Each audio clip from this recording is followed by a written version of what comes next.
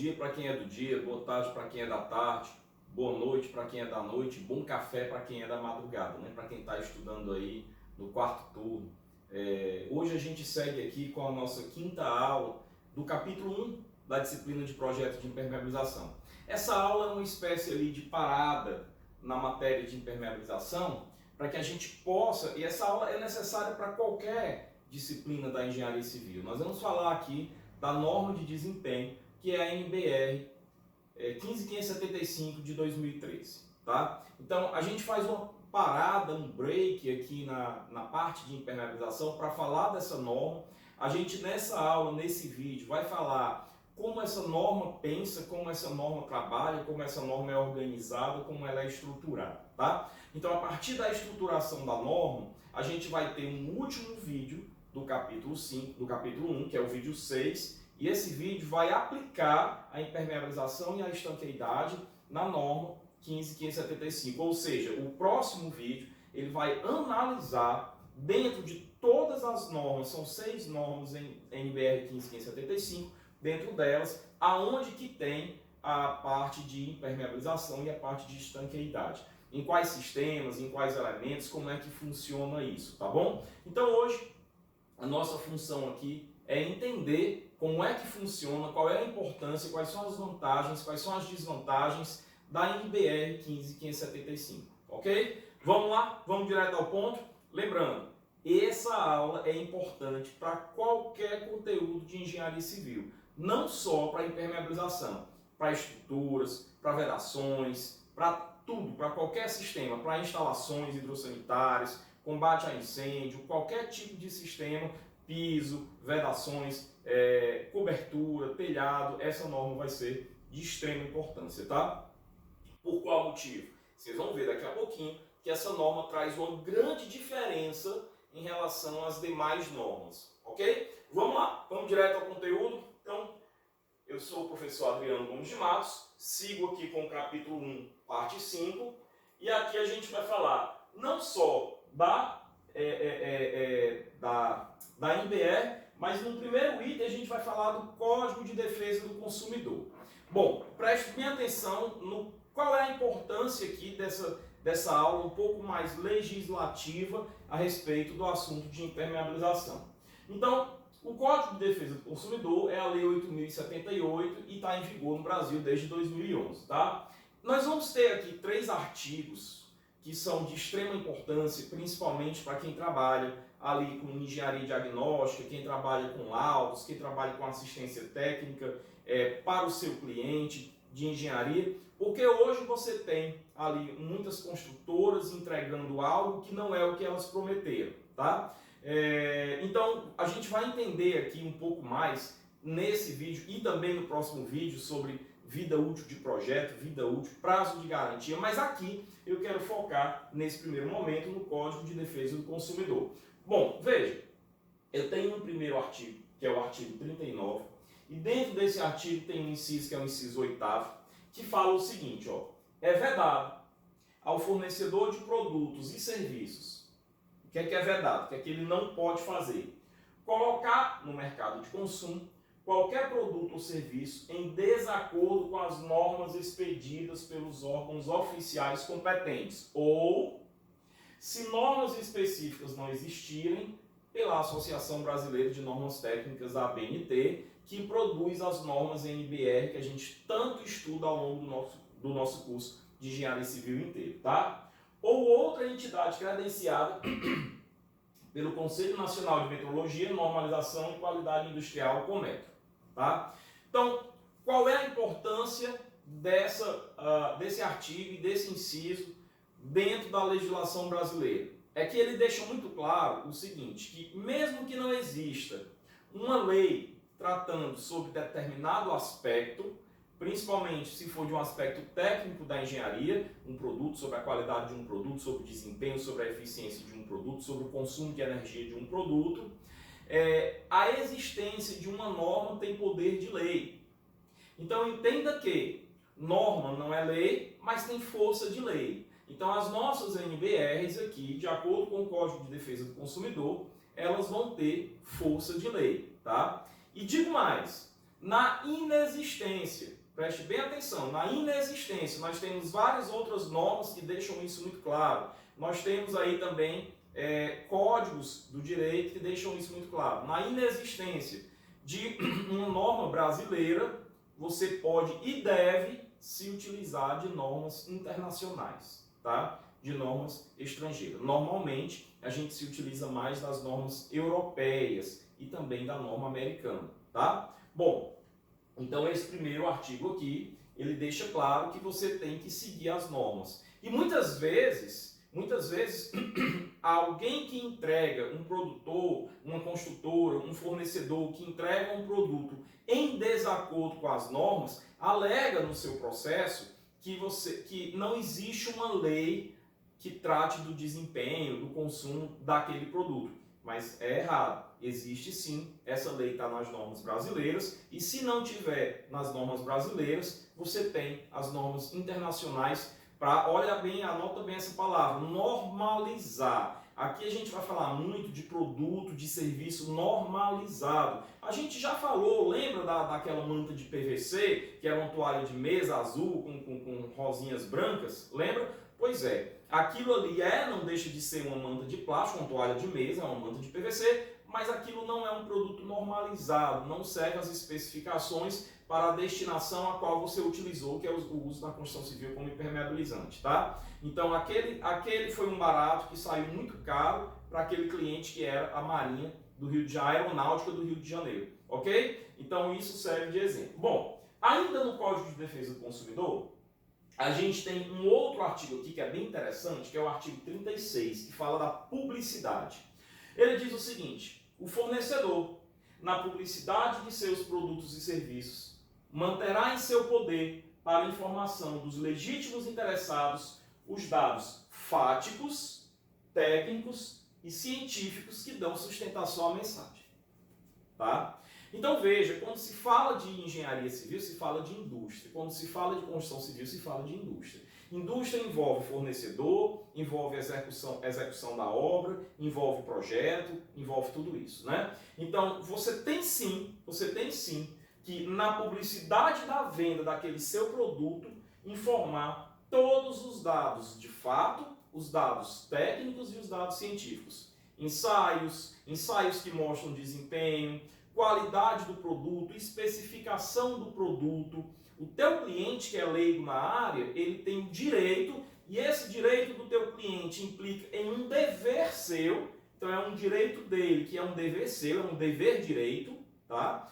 Que ele tem o direito de conhecer todos os dados, todas as especificações daquele produto. Quando você vai comprar uma tinta numa loja de materiais de construção, você tem ali no rótulo, na embalagem, na lata, você tem as especificações, o material de que a tinta é feita, a composição química, se aquilo é agressivo à saúde humana, se é agressivo aos olhos, se é agressivo à pele e tudo mais, né? A resistência, quantas demãos de tinta você tem que dar, ok? A forma como você tem que utilizar, manipular o produto, guardar o produto.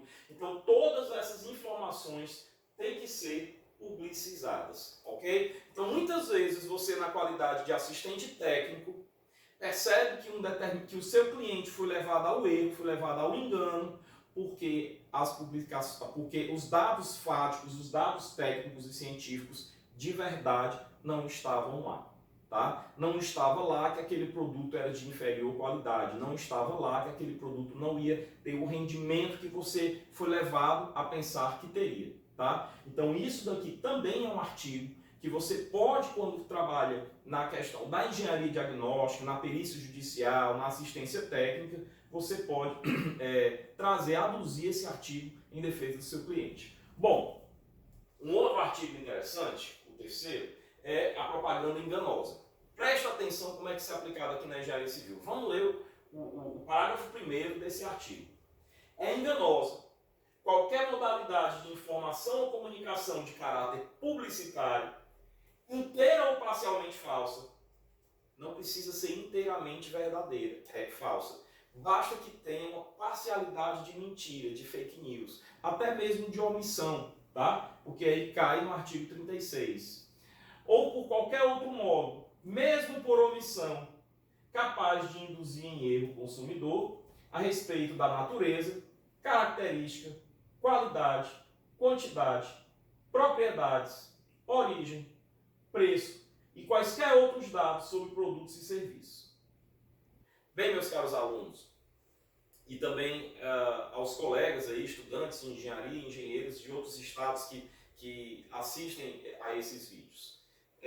A questão aqui é o seguinte, você já viu aquelas propagandas de lançamentos de empreendimentos, de condomínios de casas, por exemplo, onde você tem lá uma foto muito bonita, renderizada, de uma planta baixa, do pavimento térreo da casa. Imagina aí uma casa duplex.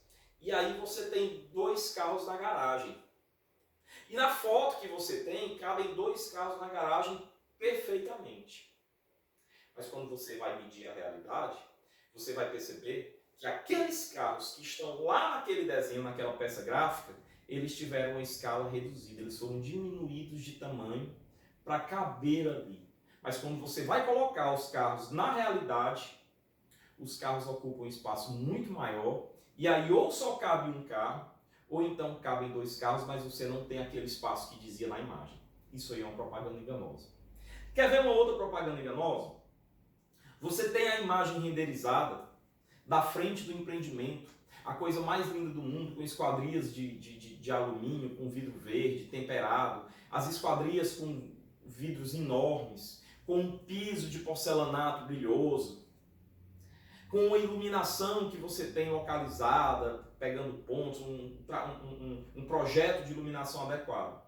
Quando entrega a obra, você vai perceber aquela esquadria de alumínio não está localizada naquela faixa, está localizada numa região atrás, ou seja, a área interna é uma área menor. Ou então aquela esquadria não é daquele material, não é daquela cor, não trazendo aquele efeito da foto. Aquele porcelanato não é o mesmo. Os móveis que estão lá, que não são imagem meramente ilustrativas, mas que fazem parte do projeto, me refiro àqueles que fazem parte do projeto, balcão, feito pela construtora, não é naquele local, não é naquela posição, não tem aqueles materiais, propaganda enganosa, tá? Quando você mostra lá a cartilha da publicidade para o juiz dá ganho de causa para o seu cliente fácil. Tá? Então perceba que a propaganda enganosa aqui, na construção civil, é algo realmente muito importante. No que diz respeito à impermeabilização, muitas vezes se vende uma obra como uma obra de boa qualidade, vendendo para um padrão classe A, para um padrão A de consumidor, um padrão que vai pagar, um consumidor que vai pagar mais caro para ter uma obra de boa qualidade, mas não só de boa qualidade estética, porque quando se fala de boa qualidade, se presume que seja boa qualidade em toda a obra, em todos os sistemas da obra. Mas aí, quando você vai ver, depois de alguns meses de entrega, ou depois de alguns dias de entrega, época de chuva, você começa a ter várias patologias ligadas à questão da umidade e da estanqueidade.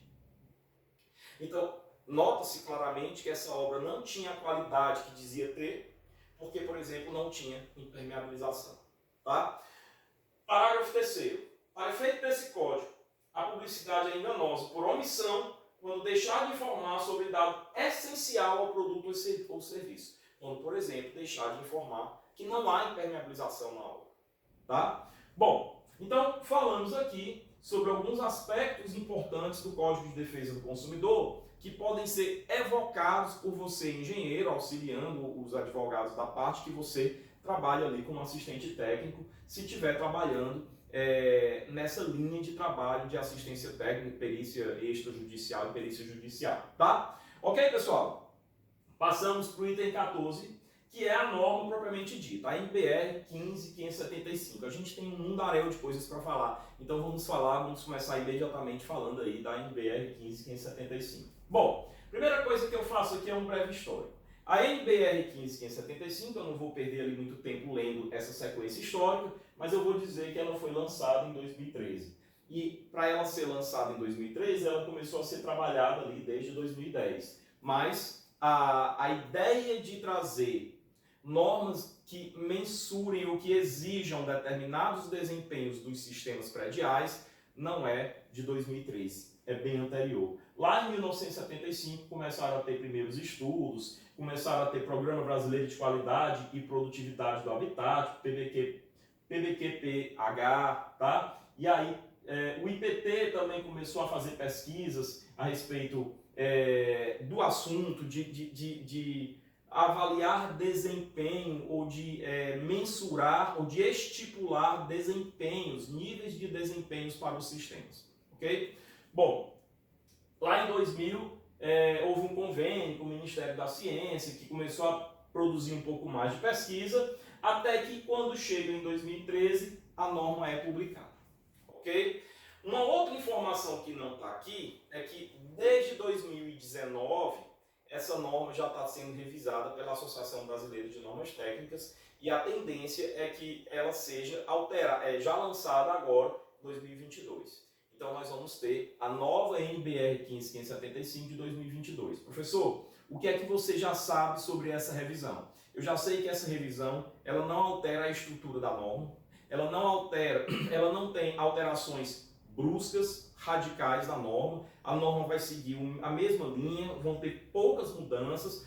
As mudanças que vão acontecer na norma, elas tratam muito mais de atualizações tecnológicas, porque a norma visa muito isso, tá? Elas tratam de atualizações tecnológicas e de uma ou outra omissão que a norma, que a edição de 2013 deixou passar batido, ok? Então vai ser uma norma parecida com a de 2013, vale então a pena a gente estudar muito e até quem puder nas suas férias ou depois que se formar, fazer um curso da NBR 2013, é muito importante, é uma linha de trabalho que se abre para você, se você conhecer essa norma. Você pode trabalhar com inspeções, pode trabalhar com vistorias, com fiscalizações, o que é uma área interessante para você ter sua própria empresa, ok? Bom, então, passado aqui esse breve histórico da norma, eu apresento aqui, pessoal, meus alunos, engenheiros, NBR 15575 de 2013. Revisão da norma desde 2019. Não foi lançado. A tendência é que seja lançado em 2022. Professor, você está colocando uma imagem bonita aqui onde você tem 6 arquivos. Se você olhar para cá, você vai ver 15575, parte 1, 2 até a parte 6, tá? Então, são 6 partes a NBR 15575. Geralmente, normas que se dividem em mais de uma parte, tem uma primeira parte que é a parte geral, e não deixa de ser. A parte 1 é a que a gente vai chamar de requisitos gerais. Professor, como é o nome da norma? O nome da norma é Edificações Habitacionais Desempenho. É a famosa norma de desempenho para edificações habitacionais, ok? A parte 1, requisitos gerais. Da parte 2 até a parte 6, preste bem atenção nisso, você tem sistemas construtivos. Então essa norma ela foi dividida por sistemas construtivos. A parte 2, sistemas estruturais. Deve ser estudado pelos seus professores de estruturas, tá? Tem que ser. A parte 3, sistemas de pisos, vedações, tá? Vedações horizontais, piso, aliás, aqui é piso, perdão. Na parte 4, vedações verticais internas e externas, alvenarias, ok? Na parte 5, coberturas. E na parte 6, os sistemas hidrossanitários, tá?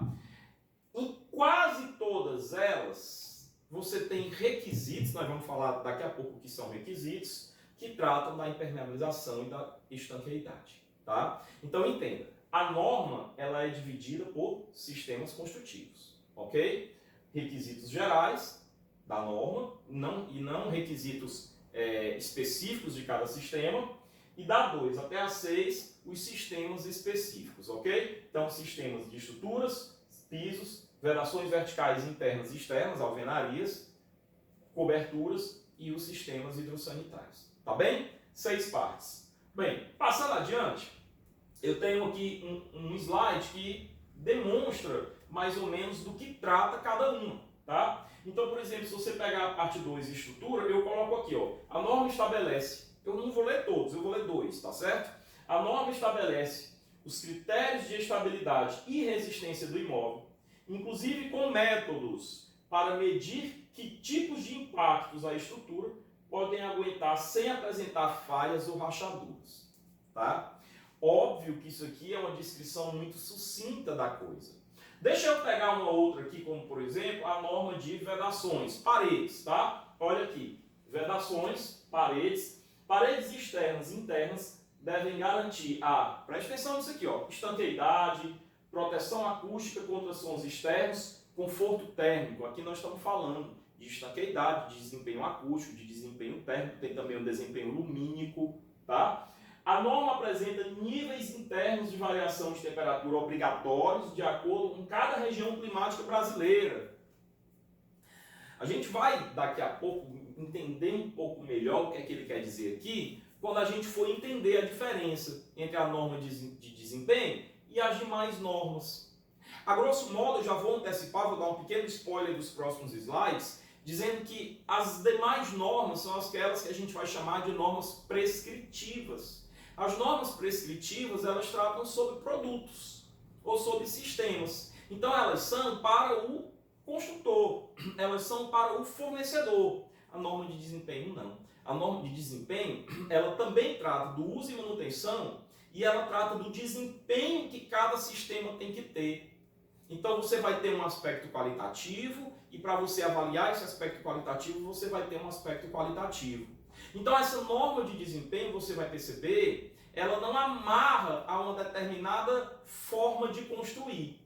Ela amarra a um resultado, deixando você livre para construir da forma A ou da forma B. Muitas vezes, ela diz lá, olha, você não pode ter água infiltrando aqui, mas ela não obriga você a ter uma impermeabilização. Por exemplo, se você tiver uma cerâmica no seu banheiro e um rejunte que garantam a impermeabilização, a norma não obriga você a ter a impermeabilização, ela obriga você a não permitir que a água passe para o contrapiso, para a estrutura. Ok? Então, se a tua cerâmica garante essa impermeabilização e o teu impermeabilizante garante, você já tem aí a sua estanqueidade garantida. Então, veja que a norma de desempenho, ela deixa a criatividade, ela estimula o processo tecnológico, o processo criativo, novas formas de fazer engenharia. Tá? O que é muito interessante. Bom, então, quando você chegar em casa, você dá uma olhadinha, dá uma lida nos outros sistemas, ok? Aqui é só pra gente, e todo mundo aqui é estudante de engenharia, todo mundo sabe o que é cada sistema desses. Bom, passando um pouco para frente, eu queria falar então o que é a definição de desempenho. É uma definição que se faz necessária, já que se trata de uma norma de desempenho. Então, veja, é o comportamento em uso, tá? Em uso de uma edificação e de seus sistemas diante das condições de exposição a que estão sujeitos ao longo da vida útil.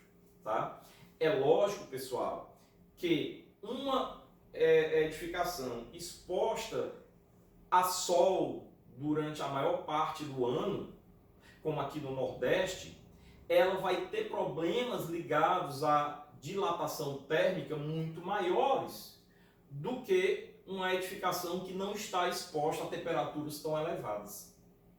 Tá?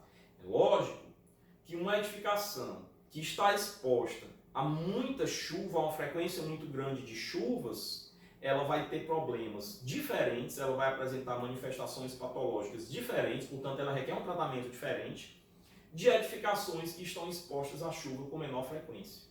Então note que a norma, ela fala de exposição e ela relaciona essa exposição à vida útil. Ou seja, a vida útil vai ser maior ou vai ser menor, dependendo também da exposição, mas dependendo também do uso, é o comportamento em uso. Professor, e o que é que o comportamento em uso se traduz? Na responsabilidade do usuário de realizar as devidas manutenções, tá? De operar direitinho com todos os sistemas ao longo dessa vida útil, de dar manutenção. Lembra daquela foto nas aulas anteriores de duas casas de um mesmo conjunto lá na Inglaterra? Uma recebeu o tratamento com hidrofugante, você tinha uma fachada muito limpinha, muito bonitinha, nova, sem manifestação patológica, sem eflorescência, sem fungo. E a outra não tinha tratamento com hidrofugante, não tinha manutenção, uma idade aparente maior, um estado de conservação pior. Então é nisso que se refere, é disso que a norma trata, tá? Algumas observações importantes a respeito desse conceito de desempenho. Então não esqueça, a norma quando ela fala, a norma de desempenho ela trata de uso, manutenção, tá? Então manutenção está intrínseco na ideia do uso, e de exposição a agentes, a determinados agentes, tá? Ao longo da vida útil. Então, da relação da exposição com a vida útil. Isso é o desempenho. O sistema, o componente, deve ter características que o capacitem para cumprir com os objetivos e funções que assume na edificação e para os quais foi projetado. Então, se você vai projetar um sistema de estrutura, é óbvio que você precisa que essa estrutura não degrade ao longo da vida útil de projeto dela. Se você tem um sistema de alvenaria, é lógico que essa alvenaria tem que cumprir com o seu papel de vedar, de dar conforto térmico. Olha aí, ó, esse papel não está na norma prescritiva, esse papel está na norma de desempenho, de dar conforto térmico, de dar conforto acústico, de dar estanqueidade. Então, tudo isso daí são critérios que são estabelecidos na NBR 15575. Empreendimentos cujo primeiro protocolo em prefeitura foi anterior a 19 de julho de 2013, que foi a data de lançamento da NBR, 19 de julho de 2013, não podem ser avaliados por essa norma, ficam isentos. Porque existe uma máxima muito grande, uma máxima legal, de que você não pode, quando você está falando do meio jurídico, tá? Perícia judicial, perícia extrajudicial, você não pode exigir que um determinado sistema construtivo cumpra com o que está na norma se aquele sistema tiver sido inaugurado, entregue antes da data da norma, antes do lançamento da norma, tá? Antes da vigência da norma. Então você não pode exigir que se respeite uma impermeabilização, sendo que o sistema tem 50 anos de vida. Não tinha norma tratando de impermeabilização naquela época. Ok? Bom, passando um pouquinho para frente, veja que essa imagem ela está refletindo o que eu expliquei aqui. Tá? Nessa imagem eu falo comportamento em uso de uma edificação e de seus sistemas, mas o que é esse comportamento? Veja, condições de manutenção, uso, condições de manutenção. Nota-se claramente nessa edificação que não se tem manutenção. Você tem uma idade muito antiga, tá? Mas edifícios tombados são muito antigos. Você tem castelos europeus que têm 400, 500 anos, 600 anos de história. Estão lá inteiros, são prédios novos. Por quê? Porque tem manutenção.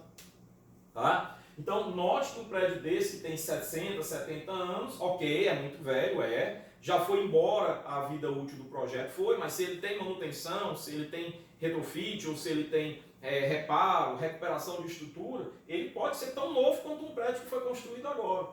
É possível sim.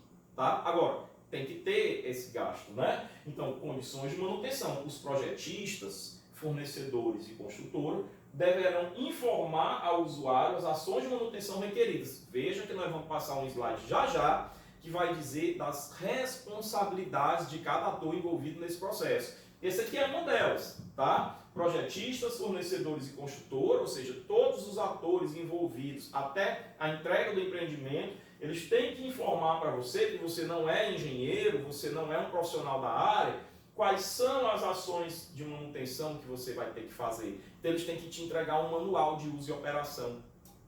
Tá? Vou já mostrar um slide sobre isso. Agora, veja condições de exposição. Tá? Os incorporadores precisam informar os projetistas quais serão as condições de exposição a serem adotadas para a concepção do projeto.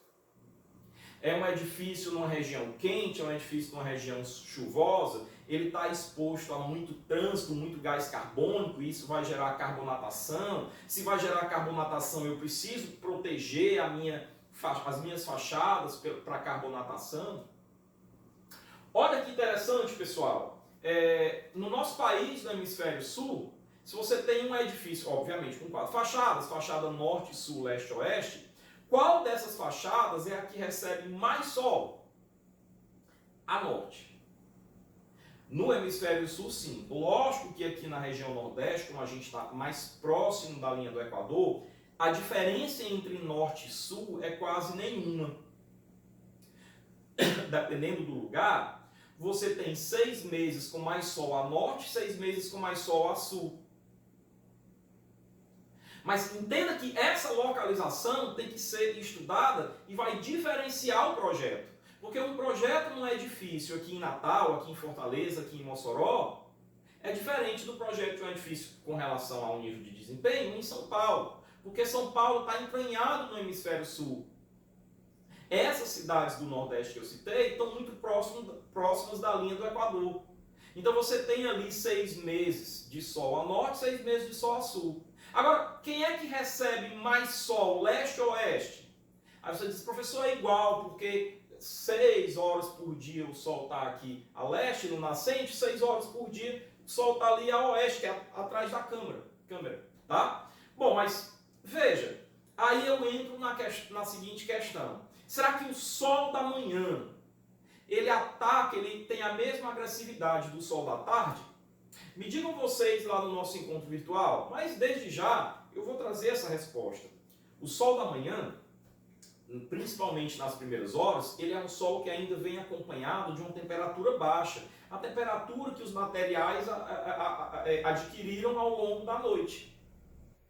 Então o ar durante as horas da manhã ainda está frio, à tarde não. O ar está muito quente, então você tem uma sensação térmica, uma temperatura, uma exposição mais agressiva à tarde, que é a oeste, onde o sol se põe. Então, o tratamento que você deve dar na fachada oeste tem que ser maior, mais preventivo do que o tratamento que você tem que dar na fachada leste. Percebam, então, tantas peculiaridades que a gente tem e que dizem respeito às normas de desempenho. Então, provavelmente, é na fachada oeste que você pode ter ali uma patologia por dilatação térmica, fissuras por dilatação térmica.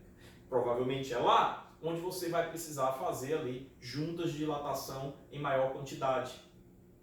Então, existem essas peculiaridades, tá? Bom, e aí eu digo, mas o que é então uma norma de desempenho? Do que ela trata? Olha, eu separei aqui, ó, as normas prescritivas. Professor, você ensina instalações hidrossanitárias. Então, cite aí algumas normas prescritivas. NBR 5626 de 2020. Água fria e água quente. Tá? Ela prescreve sobre os sistemas. NBR 8160, esgoto sanitário. E aí, NBR 6118. Então, todas as NBRs, fundações, estruturas que tratam dos sistemas específicos são normas prescritivas. Do que essas normas tratam? Qual material é utilizado? Ela é relacionada ao produto ou à técnica de executar, mas não ao resultado, tá? E ela tem uma linguagem técnica. Ela é uma norma para ser compreendida por engenheiros. Ela não precisa ser compreendida pelo cliente. Mas o que é a norma de desempenho? É qual o comportamento que ela assume. Se eu estiver falando de desempenho acústico, por exemplo, pessoal, se eu emitir uma fonte sonora do lado de fora dessa alvenaria, na alvenaria externa da minha edificação, de tantos decibéis, de 100 decibéis, que inclusive é o que diz nos ensaios da NBR, o que ela propõe na NBR 15575, quantos decibéis eu consigo reduzir para o lado de dentro. Então veja que ela fala de resultado, ela fala de desempenho, ela não obriga você a reduzir esse ruído de uma forma A ou de uma forma B. Ela classifica, ela obriga você a ter desempenho e ela classifica esses desempenhos em 3 níveis, que é um nível mínimo, um nível intermediário e um nível superior. Tá? Então, quanto mais eu consigo reduzir, nesse exemplo da questão acústica, quanto mais eu consigo reduzir essa intensidade sonora, maior o meu nível de desempenho. Tá? Então, é disso que trata essa norma. E ela tem que ser relacionada, então, ao usuário, porque ela diz respeito ao resultado, ao conforto térmico que você tem, à habitabilidade, à saúde. Ela fala do desempenho térmico, do desempenho acústico, do desempenho lumínico, fala da estanqueidade, ela fala do resultado. E ela é feita numa linguagem simples. Tá? Bom, e aí eu coloco aqui algumas classificações. Vejam que de cara eu queria que vocês olhassem para essas imagens, normas prescritivas. Eu tenho aqui um engenheiro, um capacete, e eu tenho aqui um checklist. Uma norma que tem que ser atendida com relação a vários quesitos. Aqui não, aqui eu tenho alguém pensando em como vai ser essa casa. ele está na prancheta, ele está no projeto. O projeto aqui na norma de desempenho passa a ser algo muito mais valorizado do que o projeto antes da existência das normas de desempenho. Enquanto antes da existência das normas de desempenho, o projeto ele tinha um valor, depois do surgimento da NBR 15575, o projeto passa a ser valorizado. Então note, normas prescritivas, orientação objetual ou prescritiva, ela prescreve, tá? Ela é como uma bula de remédio.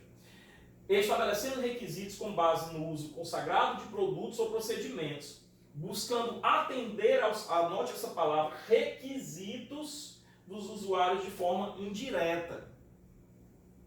Então ela fala que o produto tem que sair assim, mas ela não fala do resultado que ele tem que entregar ao usuário, tá? Componente, aqui a gente vai ter outro slide que a gente vai definir o que é componente, especificação e métodos de ensaio, desencana disso aqui, eu vou mostrar no próximo slide ali o que é sistema, elemento e componente, tá? Então vai ter um slide que eu vou falar disso, não precisa falar agora, vamos pular um pouquinho, tá? Mas olha a norma de desempenho, buscam atender aos requisitos dos usuários.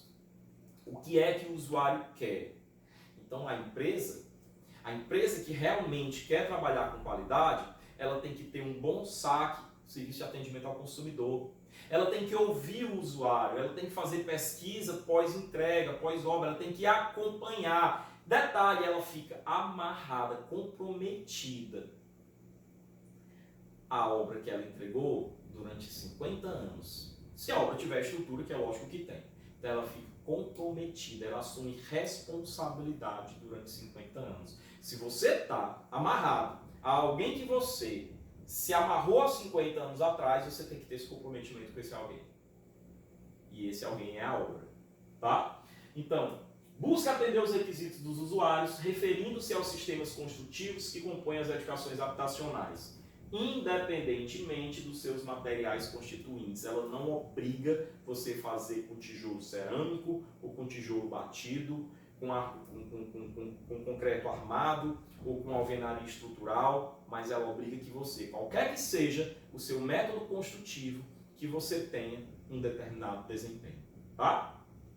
E do próprio sistema construtivo adotado. Então, está dando para perceber a diferença entre a norma de desempenho e as normas prescritivas. Pessoal, mensagem, não basta, legalmente falando, não basta atender às normas prescritivas.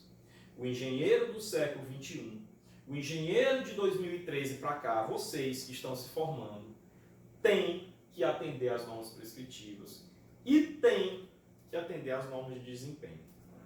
Na minha época da engenharia, a grande novidade era o AutoCAD. Na minha época de engenharia, você está dizendo aí, faz tempo, professor, não faz muito não. A tecnologia hoje, ela caminha muito rápido. Os engenheiros saíam da prancheta, estavam indo para o AutoCAD. Agora, mais recentemente, para o Revit, para os sistemas BIM. Só que as faculdades estão esquecendo de falar da norma de desempenho e os engenheiros estão se formando sem utilizar, sem nem saber qual a razão da existência de uma norma de desempenho. Nas suas férias, faça um curso sobre a norma de desempenho. Dica, faça vários. Faça um geral, que vai te explicar o que eu estou te explicando aqui com maiores riquezas de detalhes, sobre como é organizado, como é estruturada a norma. E depois, à medida que você for se desenvolvendo, faça por área. Desempenho acústico, faça um curso de desempenho acústico. Desempenho térmico, faça um curso de desempenho térmico. E assim por diante. Estanqueidade, faça um curso de estanqueidade. Então você vai ser um projetista muito melhor. Você vai ser um engenheiro de obra muito melhor. Você vai ser um perito judicial, um assistente técnico muito melhor se você conhecer na sua cabeça e tiver intimidade com as normas de desempenho. Ok? Bom, vamos lá. Mas, veja, a ABNT foi fundada em 1940. Ela tem um acervo de aproximadamente 9.000 normas. Por que tanto barulho com essa? É igual a vacina da Covid. Desde sempre você se vacinou. Desde sempre. Você nunca questionou o que é que está entrando no meu braço. E agora surgiu isso. A mesma coisa é com a NBR 15575. Por qual motivo tanto barulho? Primeiro porque ela é diferentona, ela não é uma norma prescritiva.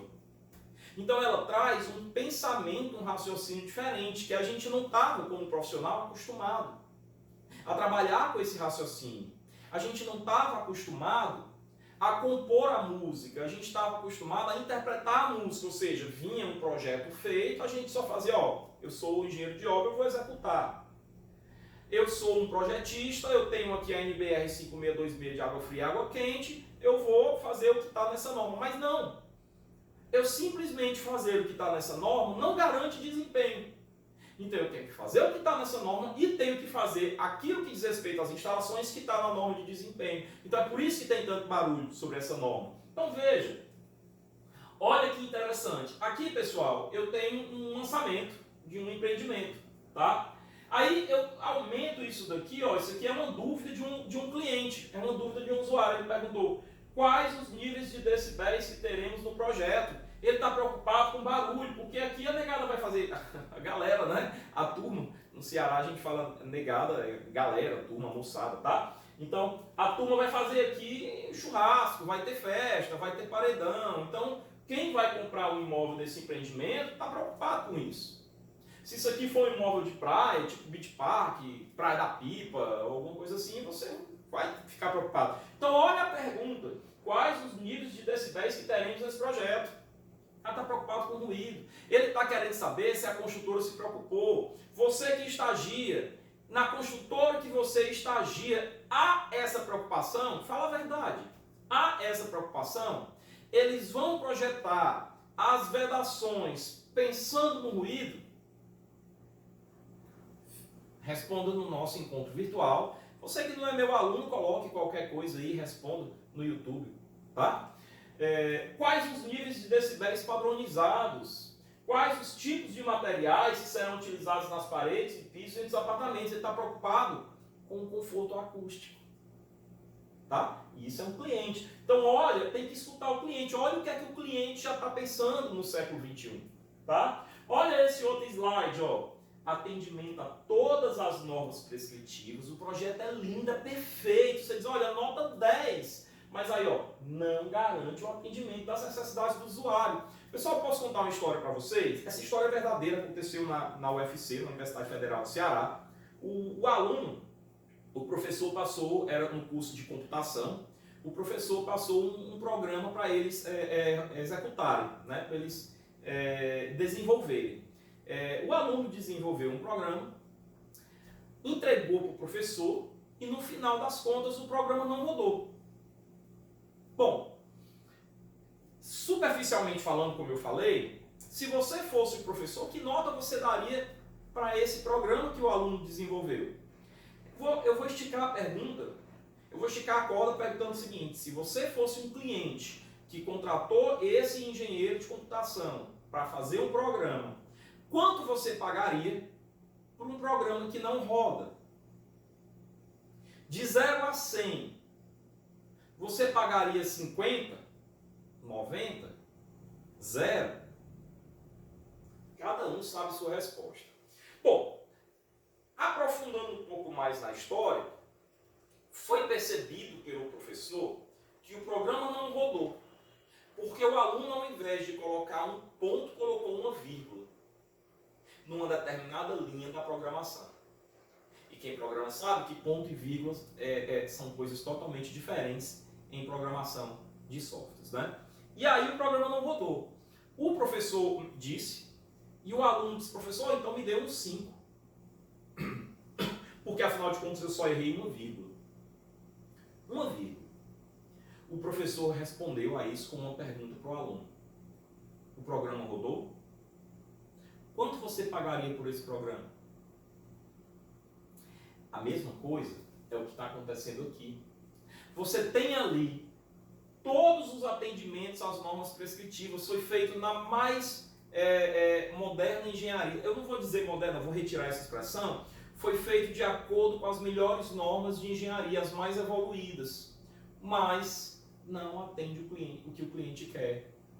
Você chega numa pizzaria, pede uma pizza de mussarela, mas aí vem uma pizza de calabresa. A melhor pizza de calabresa do mundo, mas não é pizza de mussarela.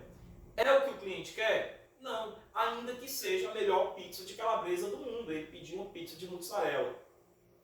Ah, o cliente quer que a pizza seja crocante, que ela tenha um sabor levemente apimentado.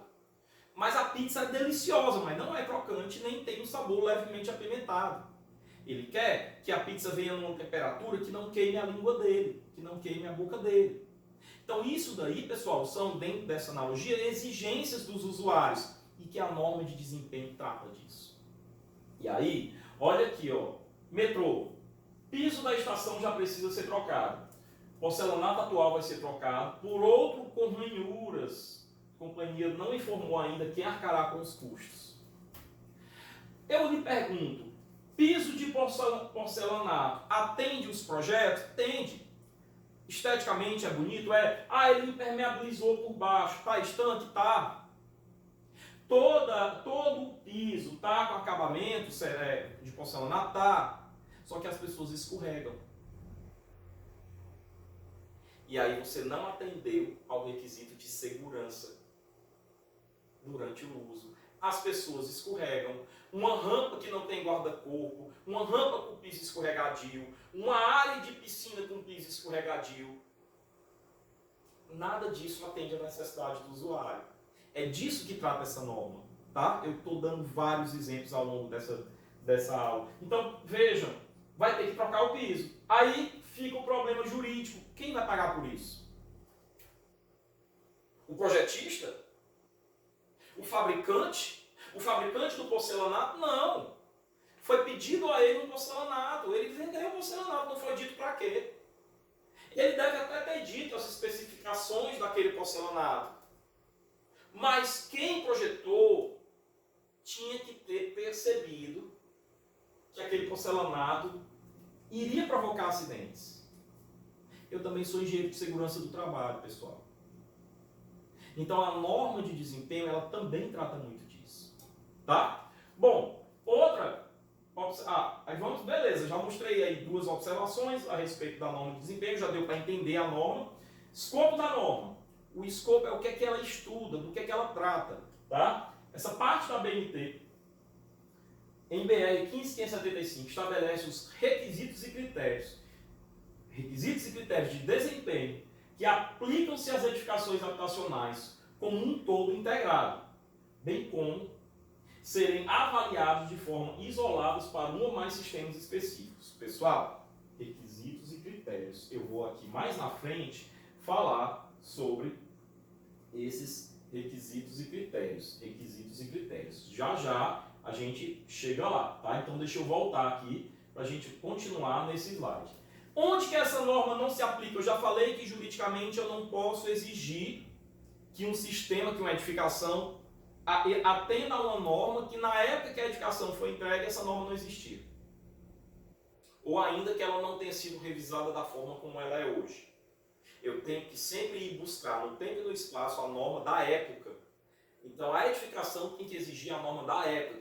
Quem pensa em trabalhar com perícia judicial, extrajudicial, com assistência técnica, entenda sobre isso, tá? Então, obras já concluídas. Obras em andamento na data da entrega em vigor desta norma, 19 de julho de 2013. Projetos protocolados dos órgãos competentes até a data de entrada em vigor dessa norma. Obras de reforma. Por quê? Porque é uma reforma baseada na edificação que já foi entregue sem atendimento à norma. Retrofit de edifícios. Uma obra que vai ser retrofitada. Tá? Edificações provisórias. Então, entenda que essa norma não se aplica a todas as construções. Tá? Bom, passando um pouquinho para frente, quais são os objetivos da norma? Olha que interessante os objetivos da norma. Criação de uma referência para avaliação de unidades habitacionais aparentemente similares. Estímulo à inovação. Como eu já falei, eu tenho muitas vezes que garantir a estanqueidade de um piso, mas a norma de desempenho não obriga como eu tenho que fazer a estanqueidade desse piso. Ela obriga que você garanta a estanqueidade. Como fica a teu critério? Inovação. Então, inovação científica, inovação tecnológica, criatividade, descoberta de novos métodos, descoberta de novos processos, descoberta de novos materiais. Tudo isso é estimulado por essa norma. Trabalhe com essa norma. Trabalhe com essa norma. Você vai ser muito bem recompensado por isso. Garantir a segurança e a satisfação dos clientes. Ou seja, como? Através do estabelecimento de requisitos mínimos para os critérios que nós vamos elencar daqui a pouco. Tá? Equilibrar melhor as relações de consumo e as questões jurídicas entre construtor e cliente. Para deixar mais claro qual é o papel da construtora. Para deixar mais claro qual é o papel do cliente como usuário, como alguém que tem que dar manutenção. Tá? Incorporador e construtora. Construtor e fornecedor. Porque o que a gente percebe é um jogo de empurra-empurra quando diz respeito a questões judiciais na responsabilização. Essa norma ela veio para deixar mais claro, junto com o Código de Defesa do Consumidor e outras leis, de quem é a responsabilidade por cada coisa que nós vamos ver mais na frente. Então isso aqui é só uma imagem para mostrar toda essa relação entre serviço, produto, fornecedor, vulnerabilidade e relações de consumo. Tá? Consumidor, construtor, consumidor primário, o que está escrito ali? Consumidor, eu não consigo entender essa palavra, né? Não importa, já deu para entender, tá? Então essas relações de consumo aqui, elas vão ser melhor trabalhadas por essa norma, ou seja, melhor delimitadas. As responsabilidades vão ficar bem mais claras com a norma, elas ficam muito mais claras com a NBR 1575, tá? Bom, qual a abrangência dessa norma? Todo o país. Coloquei uma figurinha bonita só para dizer que tem 5 regiões, mas todo o país. Ó, a norma possui abrangência nacional, mas, cuidado, ó, devem ser respeitadas as legislações regionais. Então você precisa conhecer a legislação do município, do estado onde você está construindo, onde você está fornecendo, onde você está executando ou projetando. Tá? Aplica-se a edificações habitacionais e a sistemas construtivos. Tá? E aí, ó, a legislação vigente em cada município se sobrepõe aos valores da norma, ou seja, você tem que ver como é a legislação vigente. Porque às vezes a legislação vigente ela obriga um desempenho ainda maior do que a norma, por exemplo. Tá? Bom, e aí, esse slide é de profunda importância. Profunda importância. Esse slide ele tem que revolucionar a sua mente agora. Aqui eu escrevi a ABNT. Quais são as normas da ABNT que o engenheiro que está se formando agora na UFES, que é uma universidade que a gente tem orgulho de dizer que tem conceito 5 no ENAD, conceito 5 no MEC, nota máxima, o nosso aluno tem que compreender, e o engenheiro de hoje tem que compreender, que algumas normas, mesmo que ele opere numa área específica, e eu venho falando nas minhas disciplinas de instalações hidrossanitárias e sistemas de abastecimento de água, pessoal, instalações, você pode trabalhar com individualização de medição, você pode abrir uma empresa específica de individualização de medição. Por quê? Porque é tendência, você tem leis municipais cada vez, em quantidades cada vez maiores nos diversos municípios, que estão obrigando ou estimulando, por enquanto estimulando, mas alguns já obrigam que novas construções já sejam feitas com sistema de medição individualizada e não de medição globalizada. Então todos os edifícios que já existiam, eles vão ter que fazer ali essa transformação do seu sistema. Então isso é uma tendência, né? Então mesmo quem for trabalhar com essa área específica, muito específica da engenharia, não vai ter que conhecer tão somente a NBR 5626/2020. Vai ter que conhecer as normas de desempenho, porque os sistemas que você está trabalhando tem que ter determinado desempenho acústico, não ter ruído, térmico, temperatura, tudo mais, mas você tem que ter todo esse ciclo aqui, ó, de 5 pontos. Primeiro, norma de desempenho. Segundo, a NBR 14037, ela fala do manual de uso, operação e manutenção. Professor, tem que ter? Tem que ter. Eu sempre tenho dito para os meus alunos, desde quando eu comecei a dar aula nas engenharias, o seguinte, olha pessoal, projeto de engenharia não é só AutoCAD, não é só Revit, não é só peça gráfica. Quem faz assim está obsoleto, quem faz assim tem preço mais barato. Não tem valor. Ter valor na entrega de um projeto é entregar as peças gráficas, entregar memorial de cálculo, memorial descritivo, memorial justificativo, ART, não precisa nem falar, ART. E se você for aquele cuja responsabilidade é de entregar o manual, entregar o manual de uso e operação. Então você tem sites que já tem ali um manual ali, não redigido de ponto de início a fim, mas com tópicos importantes, editável, que você pode alterar, melhorar, diminuir, inserir, para que você entregue o manual de uso e operação do seu empreendimento. Nós vamos ver já já de quem é a responsabilidade pela entrega do manual de uso e operação. E essa norma é a NBR 14037. Se eu não tiver colocado essa norma aqui ainda no SIGA de vocês, no sistema, eu vou colocar logo após a gravação desse vídeo, tá? E aí, tem uma outra norma aqui que vai falar, ó, manutenção, que é a NBR 5674. Existe hoje, eu estou começando daqui a 2 semanas, uma outra especialização chamada Engenharia Condominial. Vai ser a primeira turma de especialização de Engenharia Condominial no Brasil, tá? De todas as instituições, vai ser a primeira turma. Estou super ansioso para começar. E lá vai falar muito de manutenção, vai falar muito de condomínio também, né? Então, na verticalização das cidades, os condomínios ganharam um peso muito importante no papel do engenheiro.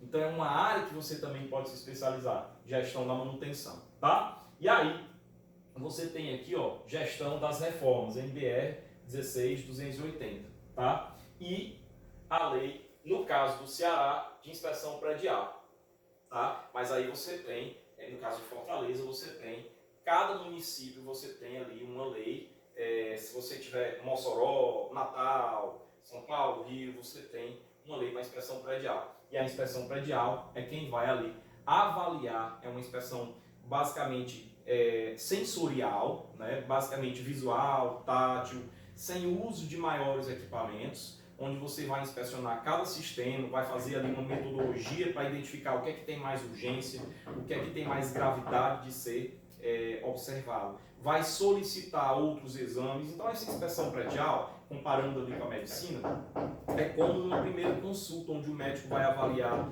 de uma forma sensorial, né? Vários, no máximo ele vai usar um estetoscópio, medir pulsação, tudo, e aí ele vai te avaliar. E aí ele vai dizer, ó, vá no laboratório tal, faça tal exame, tal exame, tal exame. Então, no resultado do teu laudo de inspeção predial, você pode e deve solicitar exames específicos, ensaios específicos para determinados sistemas que você perceba ali manifestações patológicas.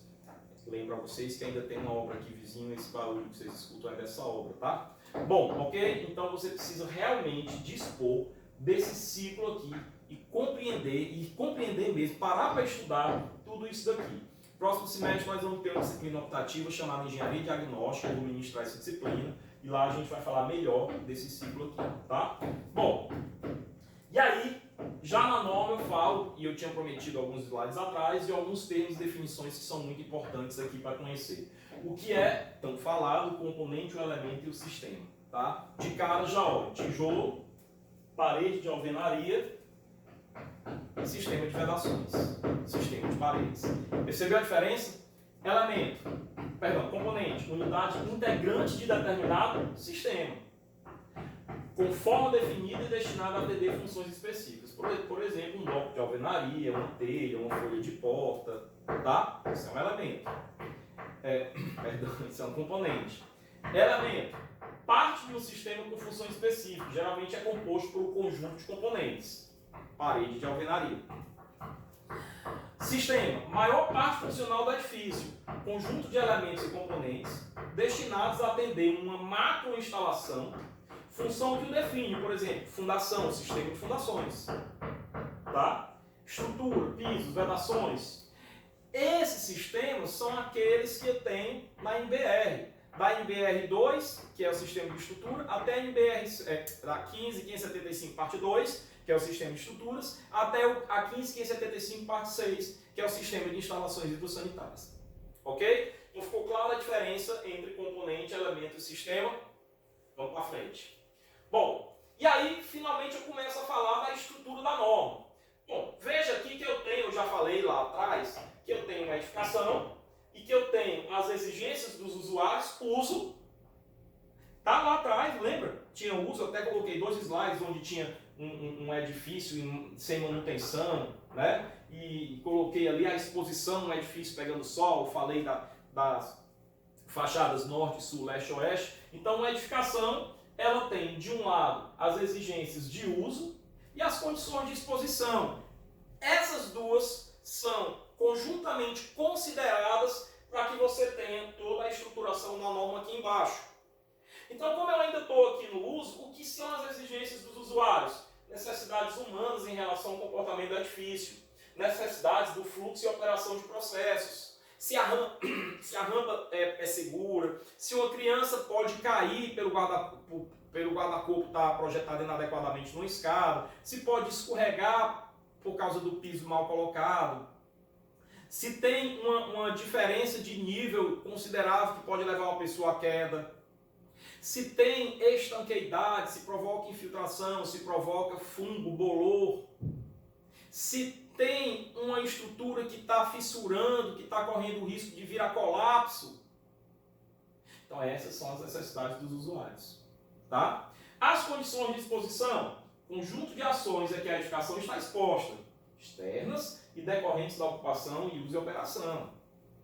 Então é calor, temperatura, sol e chuva, a forma como se utiliza também, se muitas pessoas passam ali ou menos pessoas passam ali, que tipo um piso de um estacionamento da garagem, por exemplo, se os carros que passam ali são poucos, se são muitos, se são mais pesados, se liberam muito gás carbônico ou não, tá? Então eu tenho que considerar a exigência dos usuários e tenho que procurar compreender quais são as condições a que aquela edificação está exposta.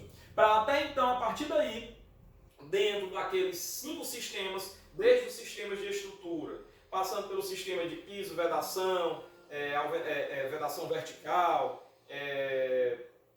estrutura, piso, vedação vertical, hidrossanitária, esqueci a outra, tá? Bom, para eu estabelecer requisitos, ok? Então, esses requisitos, presta bem atenção, a norma é estruturada dessa forma, são qualitativos. Aqui, ó, características que os componentes, subsistemas e sistemas devem atender. Esses são os requisitos. Por exemplo, um requisito, o piso de área molhável tem que ser estanque, ou não tem que ser estanque, isso é um requisito. Tá? A partir dos requisitos, eu devo estabelecer critérios, e esses critérios são quantitativos, eu tenho que ter uma forma de mensurar se isso está atendendo de uma forma pior ou melhor, tá? E aqui eu coloco, ó, grandezas quantitativas que estabelecem padrões e níveis, aqui eu já falo dos níveis de desempenho, tá? Níveis de desempenho, são 3, nós vamos ver, do mínimo, intermediário até o superior, a serem atingidos. Então os níveis estão dentro dos critérios, tá? Os níveis de desempenho estão dentro dos critérios. E aqui eu tenho critérios mínimos e para alguns requisitos também intermediário e superior. Ou seja, ele diz o seguinte, para a maioria dos requisitos, ou para todos os requisitos, perdão, ele estabelece um critério quantitativo mínimo para atender e classifica. Aqui o nível de desempenho vai ser o nível mínimo, se atender a esse critério. Se não atender a esse critério, nem o nível mínimo está atendendo, vai ter que fazer alguma coisa. Tá? Mas, para alguns outros requisitos, ele estabelece também qual é a quantidade, o valor numérico, para que atenda ao nível de desempenho intermediário. E ou para que atenda ao nível de desempenho superior. Tá? Nós vamos falar disso daqui a pouquinho. Bom, então, tá aqui, já falei das grandezas, e aí eu tenho métodos para avaliar isso daí. Quais são? Análise de projeto. Pela análise de projeto, muitas vezes já é possível avaliar se ele está atendendo ao nível de desempenho mínimo, intermediário ou superior, ou se não está atendendo. Ensaios de laboratório, que eu posso fazer, inclusive a norma prescreve esses ensaios, tá? Protótipos, perdão, ou simulação computacional. Bom, melhorando isso daí, olha que slide bacana. Eu peguei aquela imagem e trouxe para cá. E aí eu digo assim, professor, quais são então esses requisitos? São esses, ó, 3 requisitos. Todas aquelas normas, você está começando a entender a norma, todas as normas de desempenho, elas vão trabalhar lá no comecinho escopo, objetivos, termos e definições, certo? Aí lá na frente ela vai falar de sustentabilidade, de segurança e de habitabilidade. Esses aqui são os os requisitos não, as exigências. Tá? Eu tenho exigências de sustentabilidade, de segurança e de aplicabilidade. Isso aqui são as exigências. A partir das exigências, eu tenho os requisitos. E aí, ó, devagarinho, quais são os requisitos de segurança? Desempenho estrutural. Tá? Segurança no uso e operação. Segurança contra incêndio. Desempenho estrutural, segurança no uso e operação, segurança contra incêndio. Eu tenho um outro slide aqui que mostra os requisitos.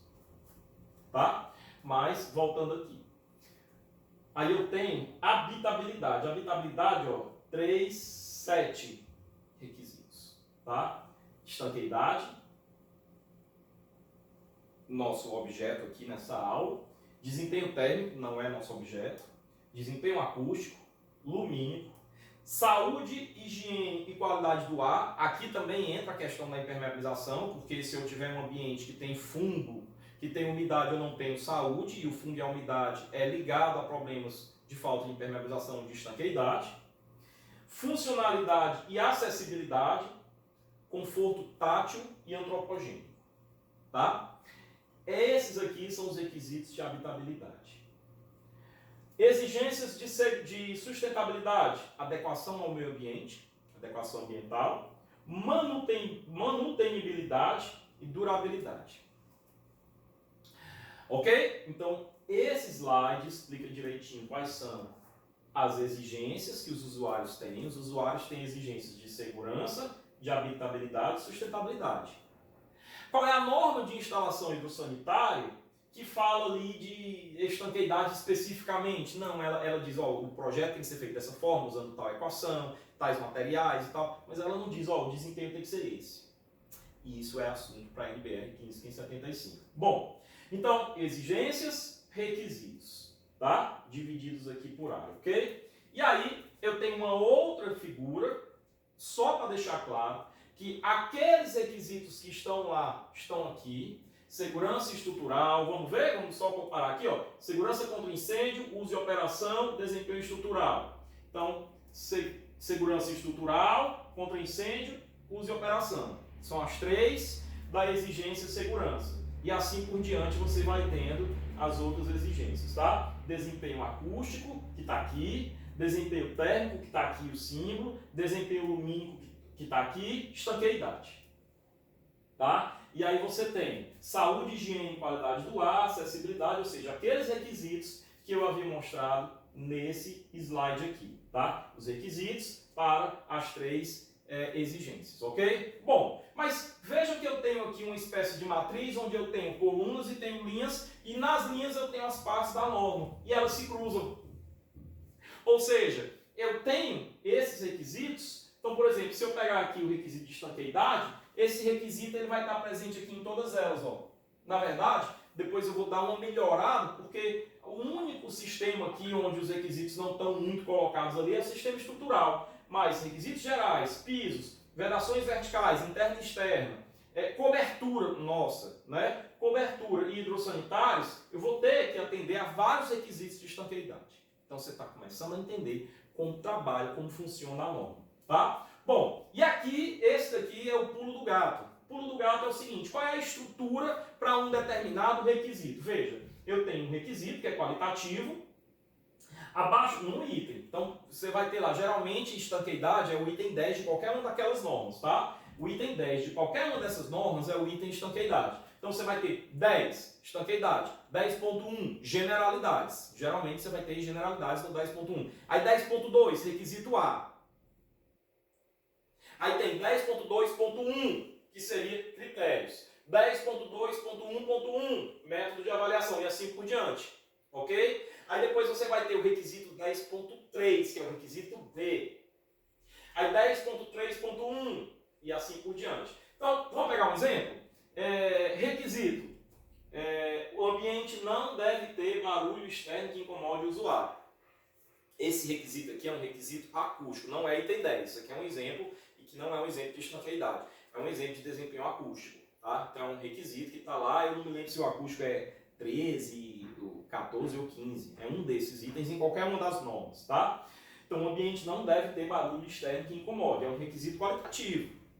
Ele não está quantificando, é um requisito qualitativo. Agora, como é que eu mensuro isso? Qual é o critério? Critério: isolação gerada pela fachada. Então, como que eu vou ter que não ter barulho isolando a fachada? Aí eu tenho o método. Qual é o método? Medir ruído do quarto com fonte geradora de 100 decibéis do lado de fora da fachada a 2 metros. Então eu pego um aparelho medidor de ruído, coloco ele lá para medir a 100 decibéis a 2 metros da fachada. E aí eu vou ter o resultado. Olha, mínimo 25 decibéis, intermediário 30 decibéis, superior 35 decibéis. Aí você vai dizer: professor, não estou entendendo. Quanto maior o barulho ouvido, o ruído ouvido, melhor o desempenho. Parece, né? Mas não. Aqui é o desempenho que foi reduzido. Então, se de 100 decibéis eu conseguir reduzir 35 decibéis, eu estou com um nível de desempenho superior. Se de 100 decibéis eu conseguir reduzir em 30, ou seja, eu tenho 70 como resultado, eu tenho um desempenho intermediário. E se de 100 decibéis eu conseguir reduzir em 25, ou seja, eu ainda escuto 75 decibéis, eu tenho um nível de desempenho mínimo. Mas se de 100 decibéis eu ainda escuto 80, eu só reduzi 20, eu não estou atendendo a norma nem no nível mínimo. Nem no nível mínimo, tá? Bom, e aí eu tenho no último item a premissa de projeto. Aí aqui tem várias, eu coloquei 3 pontinhos porque não cabe no slide. Tem premissas que são meia página. Então eu preciso só mostrar aqui, a intenção desse slide é mostrar para vocês a estrutura. Então na premissa eu tenho que indicar detalhes construtivos em juntas, encaixes, furos, e tem lá um mundo de coisas a continuar. Tá? Então essa é a estrutura, esse slide aqui é o pulo do gato para você entender de uma forma geral a NBR 15575. Tá? Bom, chegamos aí na parte das responsabilidades, outra parte muito importante. Aqui é um pequeno resumo desse slide. Aqui foi ele, parece o Neymar, né? Quem é o responsável? Então vamos lá. A NBR 15575, na parte 1, ela elenca. E isso é muito bom para o aspecto jurídico, para o aspecto fiscal, para deixar bem claro quem é o responsável pelo quê. Ela elenca de quem são as responsabilidades. Então cabe ao construtor e ao incorporador elaborar o manual de uso e operação e manutenção, de acordo com aquela NBR 14037 que a gente tinha visto bem aqui. Essa responsabilidade, que quando eu falei desse slide eu não mostrei de quem era, é do construtor, tá? Então, passando um pouquinho mais para frente. E a NBR 5674, que também está naquele slide, sobre manutenção em edificações. Então, isso é a responsabilização do construtor e do incorporador. Cabe aos projetistas, fabricantes e ao construtor também atender às várias NBRs, que são as NBRs prescritivas, e estabelecer a vida útil de projeto. Anote isso daí. Se tem um termo que você vai associar para o resto da sua vida às normas de desempenho, é um tempo aí chamado de vida útil de projeto, que é um valor teórico, tá? A gente vai ver daqui a pouco.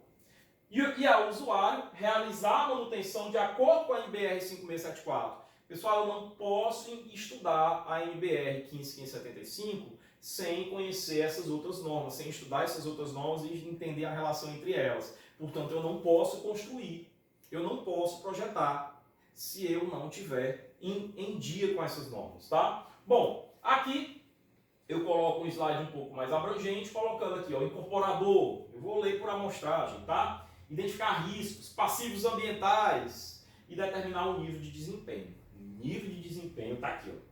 Do incorporador. Se ele for construtor também, ele vai fazer isso, tá? Construtor, construir certinho, com embasamento técnico, de acordo com as normas prescritivas. Elaborar um material de uso, um manual de uso e operação. É do construtor essa responsabilidade.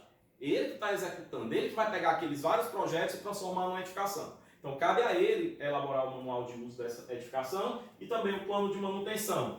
Projetista, apresentar informações técnicas consistentes que justifique, pessoal, sabe o que é isso aqui? Apresentar informações técnicas consistentes, análise. Isso aqui são os teus, desculpa, fico apitando aqui, são os seus memoriais, memorial descritivo, memorial justificativo, memorial de cálculo. e mostrando o porquê das suas escolhas. Eu sempre digo, engenharia civil não é uma ciência exata, é uma ciência de tomada de decisão. Então o tempo todo você tem que tomar decisão sobre qual material, sobre qual método de cálculo, ok? Então, apresentar informações técnicas consistentes, análises, ensaios e memoriais com a vida útil de projeto de cada sistema. Ah, professor, então a vida útil de projeto não é uma vida útil de projeto global da edificação, é por sistema, por sistema, tá? Especificar materiais, produtos e processos que atendam ao desempenho definido e indicar a manutenção adequada. Fornecedor, já foi falado. Disponibilizar informações e resultados sobre o desempenho dos materiais e cuidados de operação e manutenção. O cara que projeta, o cara que fornece tinta, que fornece uma porta, que fornece o concreto, a empresa de usinagem, eles têm que especificar tudo isso. Tá? E o usuário, fazer bom uso da edificação, atender às exigências para reforma, sobrecarga, realizar manutenções, respeitar o que está no manual do uso e operação. Tá? Bom, aqui eu tenho, de forma um pouco mais descritiva, e coloquei aqui, pessoal, manual de uso e operação, manual de uso e operação, você que constrói, memoriais, memorial descritivo, memorial de cálculo, não esqueça disso, tá? Obviamente isso aqui é responsabilidade de quem? Do construtor. Mas aqui está aqui, ó, do construtor, manuais de uso, operação, manutenção, modelo de gestão de manutenção, projetistas, as suas responsabilidades. Eu não vou ler aqui porque isso aqui já é uma repetição, já mostrei nos slides anteriores, mas em casa você dá uma lida nisso aqui melhor, tá? Nos seus slides você tem isso lá. Do incorporador, prepostos e projetos da obra, análise de riscos do projeto, riscos ambientais, aterro sanitário, lençol freático, qual é o nível, tudo isso aqui é de responsabilidade do incorporador. O usuário, utilizar corretamente a edificação, ou seja, não sobrecarregar de peso uma determinada, por exemplo, uma laje de cobertura, tá?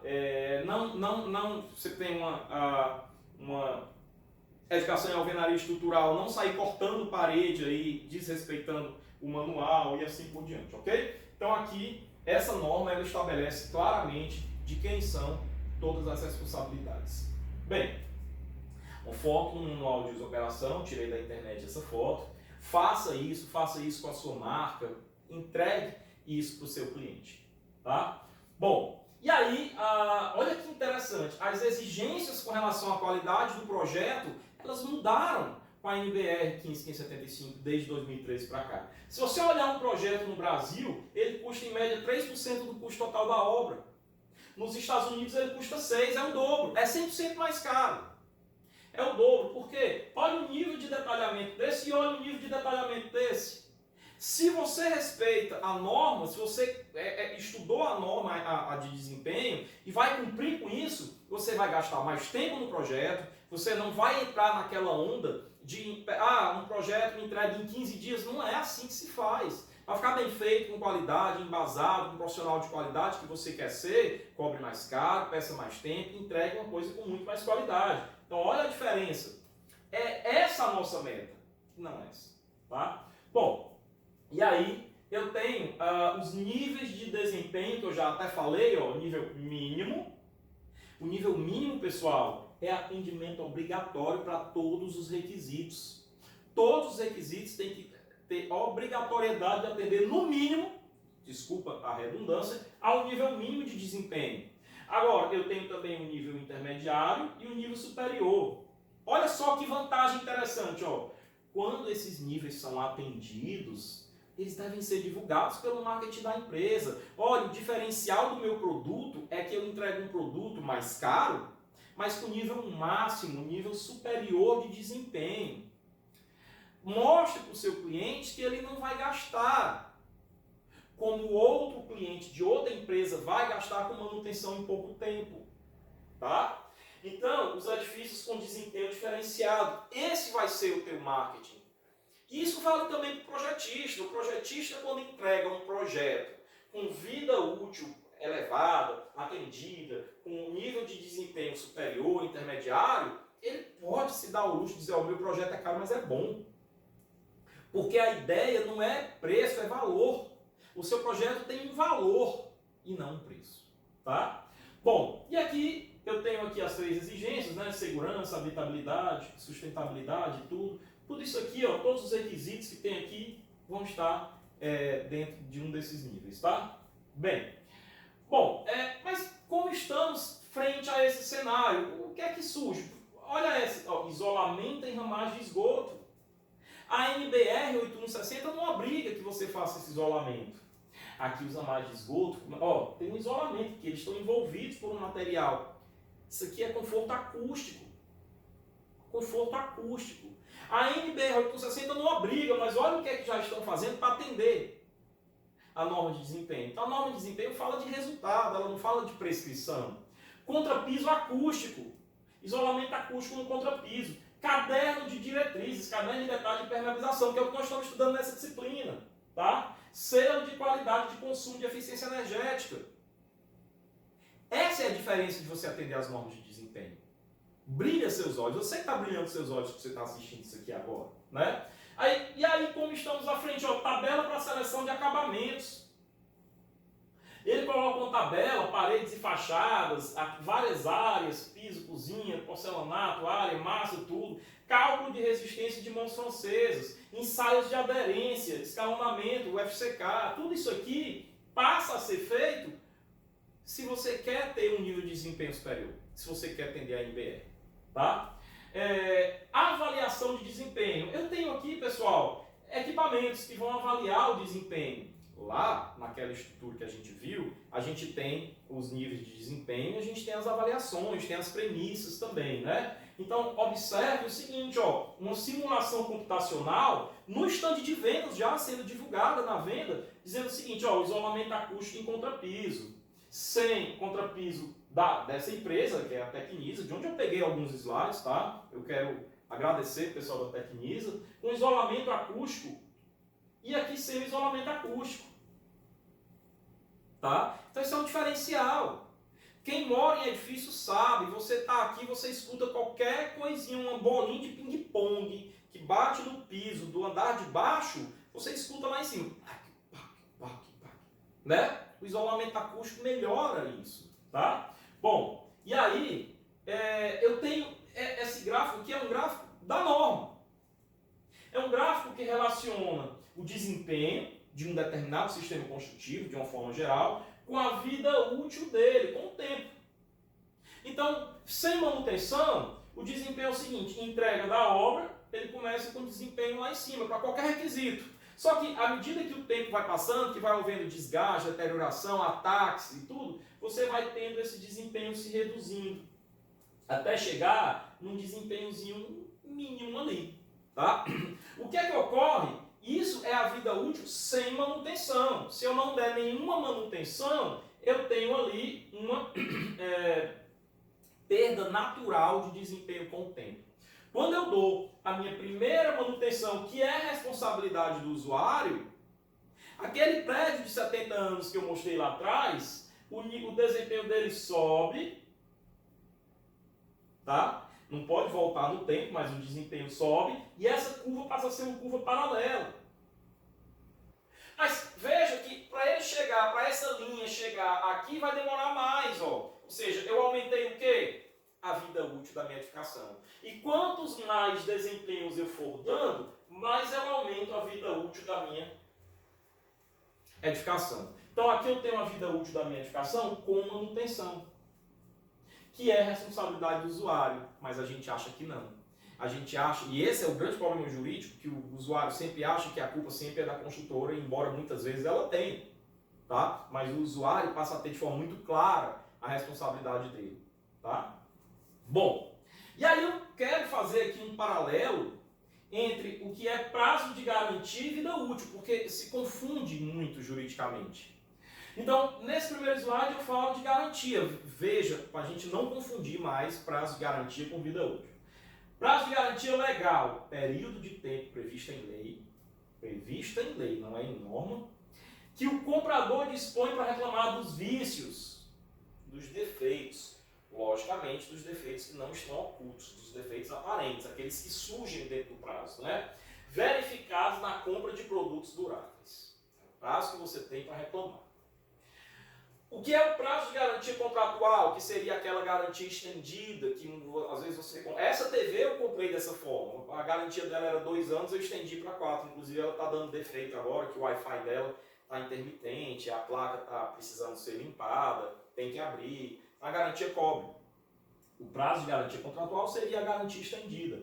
Período de tempo igual ou superior, nunca inferior ao legal, tá? Oferecido voluntariamente pelo fornecedor, geralmente você paga por isso, tá? Incorporador, construtor, fabricante, na forma de certificado ou termo de garantia ou contrato, para que o consumidor possa reclamar de vícios aparentes, porque não dá para você reclamar dos ocultos, porque você não sabe que eles existem, ou defeitos verificados da entrega de seu produto. Garantia tem a ver com prazo para reclamar, tá? Mas e vida útil? Veja, vida útil segundo a NBR 15575. Período de tempo, faltou tempo aqui, em que um edifício e ou seu sistema se prestam às atividades para as quais foram projetados e construídos. Não é prazo para reclamar. É o período de tempo que ele tem que se prestar com aquele nível de desempenho. Tá? Agora, veja o que é a vida útil de projeto. É o período de tempo para o qual um edifício é projetado a fim de atender aos requisitos, aqueles que eu citei, tá? De desempenho estabelecidos nessa norma. É um prazo teórico, mas que a norma estabelece. Tá? A vida útil de projeto, VUP ou VUP, pode ou não ser atingida em função da não realização de manutenção. Então, a vida útil de projeto, ela considera que você vai dar manutenções preventivas, corretivas, tá? Ou modificações nas condicionantes do entorno. Ok? Bom, essa tabela é a tabela C5, que fala da vida útil de projeto da norma. Ela coloca aqui os níveis de desempenho mínimo, intermediário e superior. E ela coloca aqui os 5 sistemas construtivos. Estrutura, piso interno, na verdade, vedação vertical externa, vedação vertical interna, as vedações, e divide em 2, cobertura hidrossanitária. Tá? Então ele coloca aqui, ó. Então, por exemplo, o mínimo, a vida útil de projeto mínimo para a estrutura é 50 anos. Desses valores mínimos, o maior é 50 anos. Ou seja, se você vai construir, você está amarrado àquela edificação de 50 anos. Então construa para que você não tenha dor de cabeça por esses 50 anos. Isso é muito sério. É a sua noite que vai ser bem dormida ou mal dormida em função da qualidade do trabalho que você está oferecendo para o seu cliente, que você decidiu oferecer para o seu cliente. Ok? Veja que para pisos internos eu tenho 13 anos. O menor, pisos internos, 13 anos. Vedações externas, 40. Vedações internas, 20. Cobertura, 20. Hidrossanitário, 20. Mas, se eu for trabalhar com um nível superior de desempenho, aí a estrutura vai para 75 e todos esses valores são aumentados. Quando esses níveis forem atendidos, devem ser registrados no projeto memorial e divulgados e comunicados ao cliente. Agora, professor, isso altera a garantia? Não, a garantia é legal, isso não altera a lei, tá bom? Então, para a gente não confundir vida útil de projeto com prazo de garantia, tá? Bom, e aqui eu coloco alguns prazos de garantia muito famosos, eles vão até 5 anos só. Então, se eu pegar aqui, ó, fundações, estruturas, 5 anos, impermeabilização, 5 anos, estanqueidade. Então, como que eu mensuro a impermeabilização? A partir da estanqueidade, tá? Ou seja, do critério que tem nas normas de desempenho, que é o item 10 de cada uma das normas, que é o nível, que é o item estanqueidade. Tá? É a exigência chamada estanqueidade, ok? Esses níveis vão de 1, 2, 3 ou 5 anos, esses prazos, para a garantia legal. E aí, coloquei aqui, quando que a garantia inicia, pessoal? Isso é outra questão. A garantia inicia a partir do habeas, tá? A garantia inicia a partir do habeas. Mas existe toda uma questão jurídica que eu não quero entrar, isso aqui não é uma aula de pós, de especialização, que na verdade ela inicia para você na entrega da obra. Então, a minha casa, por exemplo, já viu o habeas aí há um ano, um pouco mais de um ano. A minha garantia, ela data da entrega das chaves do imóvel. Tá? Porque eu não usufruí, eu não usei, eu não operei o imóvel durante o primeiro ano. Eu não pude ver quais eram os vícios aparentes, eu não pude dar tempo para que os vícios viessem a aparecer. Tá? Então tem toda uma questão a respeito disso, mas é uma questão jurídica, eu não quero entrar nisso nesse slide aqui, nessa aula não, tá? Bom, mas olha que interessante, aqui eu tenho conclusão da obra, tá? E aqui eu tenho prazo de garantia, 5 anos. No caso de estrutura, eu tenho aqui a vida útil de projeto de 50 anos. Então veja que, se aconteceu alguma anomalia, alguma manifestação patológica e algum sistema não cumpriu com desempenho, tá? Não foi cumprida a vida útil de projeto, o fornecedor, o incorporador, deverá provar sua inocência.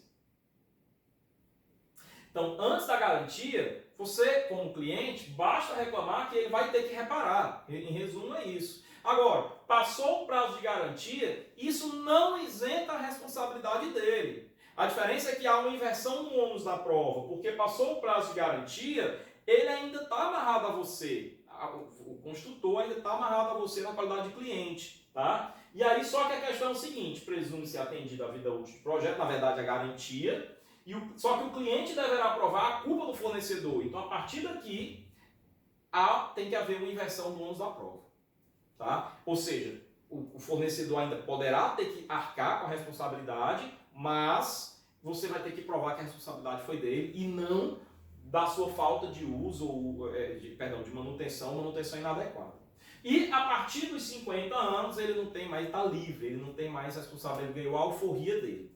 Tá?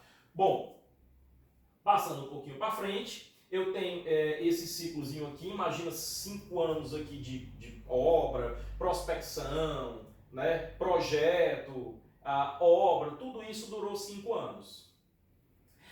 Prazo de garantia, assistência técnica, mais 5 anos. Aí tudo isso aqui que está em vermelho, eu resumi aqui, ó, nesse pequeno pedacinho. Mas olha até onde é que vai a vida útil de projeto. 50 anos para estrutura, 13 para piso, que eu já mostrei aqui, ó. 13 para piso, 13 para piso, para o nível mínimo, tá? Então, esse slide aqui serve para mostrar que os 5 anos de garantia é só o comecinho do casamento, ok? Bom, e o custo? Olha que interessante. Eu reproduzi aquela outra linha novamente e mostrei o seguinte, isso aqui é a entrega da obra, prospecção, projeto, venda, obra. Entrega da obra, tá? Aqui são os 5 anos de garantia. Olha só, você gastou 98,5% do recurso daquela obra até a entrega. Nessa assistência técnica, a construtora que for bem organizada, ela vai guardar ali, de acordo com esses números, 1,5% dos recursos do faturamento ali para atender às demandas de reclamação dos usuários. Tá? Eu tive aqui na minha casa, tá? Problema com impermeabilização, tudo. 1,5%. Mas e esse outro tempo aqui, ó, que ainda é a vida útil de projeto? Fornecedor já quebrou, as empresas no Brasil quebram muito rápido, os sistemas não têm mais histórico em outras praças, problema de projeto, o projeto muitas vezes sumiu, problema na execução, e aí? De quem é a responsabilidade? A NBR, ela traz essa solução, ela elenca, deixa bem muito claro de quem é a responsabilidade. Tá? Bom, e quando a vida útil de projeto não for atendida, responsabilidade do fornecedor, né? De fornecedor, construtor e responsabilidade do usuário. O usuário, por não realizar as manutenções, por não atender ao manual de uso e operação. Projeto, execução, material de cada um deles. Tá? Bom, e quando não for atendida, olha o que é que ocorre para a sua empresa, pessoal. Eu vou economizar, eu vou fechar os olhos para a norma de desempenho, vou entregar dizendo que atende às normas prescritivas, ok. Custo final do empreendimento aumenta, que você está amarrado, se for piso 13 anos, se for estrutura 50 anos, aumenta. A imagem da empresa diminui, isso vai ser mal falado, o cliente vai ficar insatisfeito. Cliente insatisfeito divulga para 10 pessoas a insatisfação dele, enquanto um cliente satisfeito divulga para uma. É 1 para 10, tá? Equipe para atendimento, técnica, assistência técnica. Tem que gastar com a equipe de assistência técnica, você vai ter que ter uma empresa mais robusta, tá? Margem de negócio diminui seu lucro, tá? E o gasto com jurídico, com advogado, que não é barato, tá? Então, isso é ruim para a sua empresa, ok? Bom, e aí, estou perto de terminar. Custo total de um edifício em 50 anos. Se você for analisar direitinho, você tem a idealização, menos de 1%, concepção do projeto, construção 14%, uso, operação e manutenção 80%. Uso, operação e manutenção 80%. Era aquilo que nesse slide aqui estava com uma interrogação bem grande. Isso aqui não é real. O problema é que o construtor às vezes não coloca qualidade porque o gasto que vai ter aqui vai ser do usuário. Mas o usuário pode acionar ele, porque ele está amarrado ao usuário. Tá? Só precisa provar a responsabilização.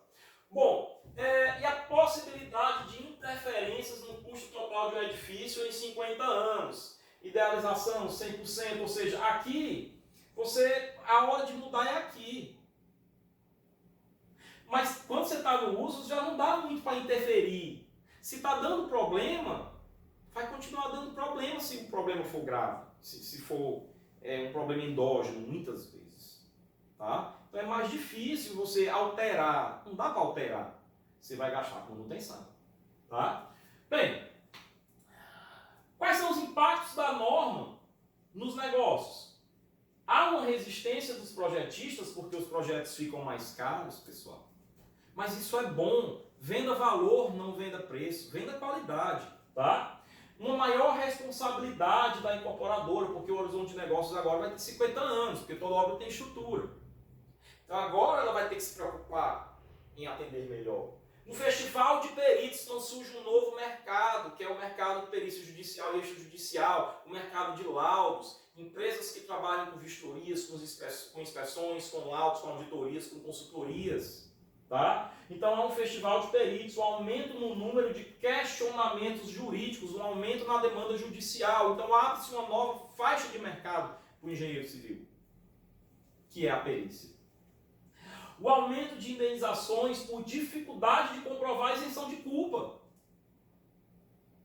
Muitas vezes a construtora não consegue provar que não tem culpa, ela vai ter que pagar a indenização. Tá?